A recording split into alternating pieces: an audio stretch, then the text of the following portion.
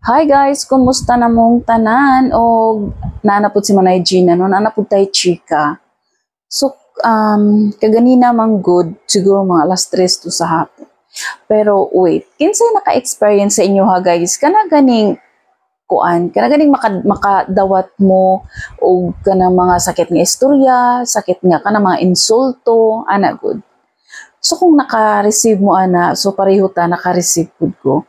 So ani man good siya na ako'y friend nga although dili friend kay kanang nagkailami ana so lahi man jud nang friends nga kaila jud nimo or best friend nimo murag kani siya murag acquaintance lang kay sa una mong good nagkami tungod kay syempre ang mga bana mga afam na mo siya bana pero ang akong bana is British ang iyang bana is American so nagka-meet me so nagkaila so syempre sometimes magkita-kita ana good.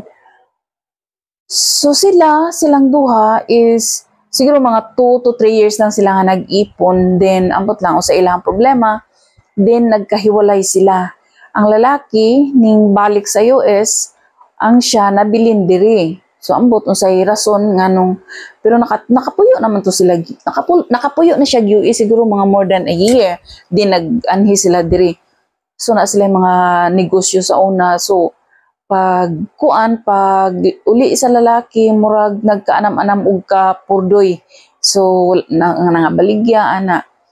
So naa siya property resort nga gusto niyang ibaligya sa una pa to siya giingon sa kuha pero kay wala mo ikapalit. So abi na kog nahali na tungod sa dugan no to pila na ka years. So kaganina ay ano na tong last week tupat ko message sa iya ha kay gusto lagi niya nga kuan kung masinadaro ko kwarta anak god gusto daw ko mo palit kay nice daw ang area niya private resort okay nice lagi ang area pero ang pangutana kay wala na ba tay ka-afford wala ba tay milyones no hani lang gud siya guys so dilibot pasabot nga na kay bana nga afam is milyonarya na ka naa na kay milyones dili tanan afam nga naa sa Pilipinas is mga milyonaryo. Kung milyonaryo imong nabana, then good for you. Kay dili tanan. So, ang ilaha ana ni ani na sila diri no kuan kanang tinuod na sila na ang ilang gisaligan na ang ilarag yung binulan ang ilahang pensyon. So, sila magud ang ilahang pensyon magud dito na sa ilaha. Syempre, ang cost of living nila dito is mahal. So diri sa Pilipinas is okay kaayo, dako. Pero mo lagi na nga syempre pareha sa amo ang duha sa kumbana o ang iyahang binulan mo man jud among gisaligan. So di ba dili dapat na kita man good nga mga Pilipino is nana sa tong mindset nga once makakita tag ay iyang bana afam nagtuog portahan ta dili in tawon. So kani siya sa una sige ni siya ingon nga kuan lagi daw ana sa bagay tinuod jud nga dato to iyang bana kay daghang to sila napundar diri sa una pero ambot lang sa ilang problema so nagka kuan wag last na niya ang resort nga iyang kuan iyang property nga iyang ibaligya ambot ngano then yan na siya sa kuha nga ibaligya data-datahan ako dili man pud ko makaingon nga muo ko kay wala man sa jud ko bayad na o simba ko kung sa'y mahitabo sa kong bana. Unya, kung sa may akong ibayad nga wala mong ko ing anak kada kong kwarta. Asa mo ko mangita. So, gibalibaran dyan ako siya. Siya nga kanang kuan lagi daw kanang bisag tabangan lang na ako siya mahitag bayad. So, na ako, sige, okay. So, sige ko pangita niya mga amiga na ako kay muna naman mauurapod mga afam lagi ang mga bana pero tama rapod sa ilaha. Di po sila mga milyonaryo. So, dili jud ma-afford ang iyang presyo kaya pwede man pong mahala. O di, syempre, pero ang area ginoon, gwapo good. So, kaganina, nintawag siya sa kuha, ana siya nga, Jing, kanang, sige na ba? Kanang, tabangi ko ba? Ikaw na lang lagi, datadatahin na lang lagi, sa imuhan na lang dyan kay para, kuan, kay ilara, ana. Yun ako nga, bisus, ginoo ko, kung nalang ko kwartahan na kung dili, pero kay, wala good. So, alangan, magpa-pretend kong kwartahan ko nga, dili, man jud kami tama rin makakaon mi makalaag mi palit na mong gusto makakaon mi og asay gusto niya ana so tama ra gyud sa mo tama ra gyud sa mo sus wala ko nag-expect nga ana makana siya nga sus ay patuga-tuga man kag minyo-minyo og kanang apam nga kuan di man day naka afford sa imuhang mga panginahanglan sa imong gusto yun ako nga hoy excuse me ka-afford din daw na akong bana kung unsay akong panginahanglan pero kay dili man ko pareha sa imuhang materialistic kay ikaw tanawa kapil-pila naman mo katuig nga nag-ipon sa imong bana subot pa sabot na ay diferensya sa imuha buot pa sabot wa na nakaagwanta ang afam sa imuha kay siguro bisag unsa na lay imuhang makita gusto po nimong paliton.